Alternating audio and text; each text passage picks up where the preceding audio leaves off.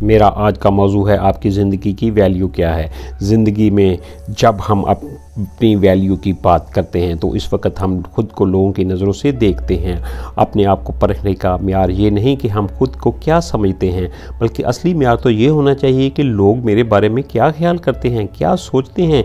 इसलिए अगर हमें बुरा भला कहते हैं, बेकार, निकम्मा या नकारा कह देते हैं, तो हम इन लोगों की बातों की वजह से अपनी नज़रों में अपनी ही वैल्यू गिरा देते हैं। हम खुद ही अपने मतलब बुरा सोचने लग जाते हैं, अपने आप को परेशान, उदास और दुखी कर लेते हैं।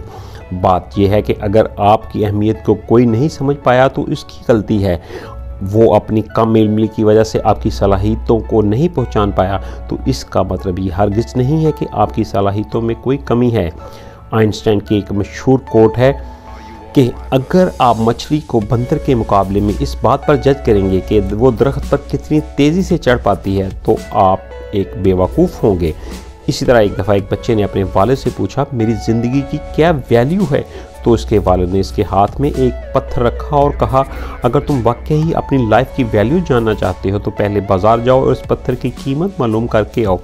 लेकिन ये याद रखना कि तुमने ये पत्थर किसी को भी फ़रोख्त नहीं करना, तुम सिर्फ इसकी वैल्यू पता करनी है। और अगर कोई तुमसे इसकी कीमत पूछे तो कुछ भी नहीं बोलना, सिर्फ अपनी 2 उंगलियां खड़ी कर देना।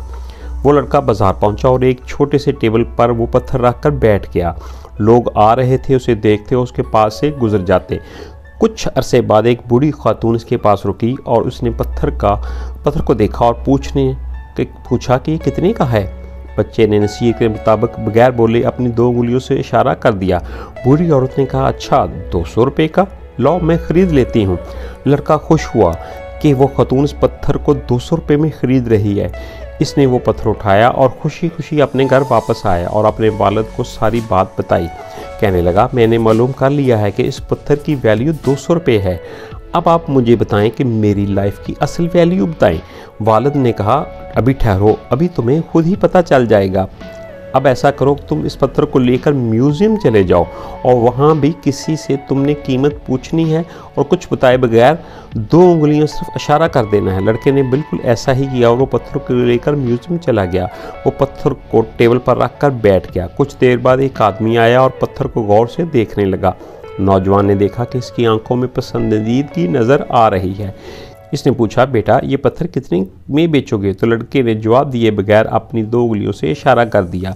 इस आदमी ने कहा, 2000 रुपये, ठीक है मैं इसे परचेज़ कर लेता हूँ। लड़का ये बात सुनकर बहुत हैरान हुआ क्योंकि बूढ़ी औरत ने 200 रुपये किसकी कीमत बताई थी और ये पत्थर 2000 में कह रहा था। लड़का पत्थर उठाकर भागता हुआ घर वापस आ गया। घर पहुंचकर इसने अपने वालिद को सारी बात बताई। इसके वालिद ने इसकी बात सुनकर मुस्कुराया और कहा, तुम तो कहते थे कि मैंने पत्थर की वैल्यू मालूम कर ली है।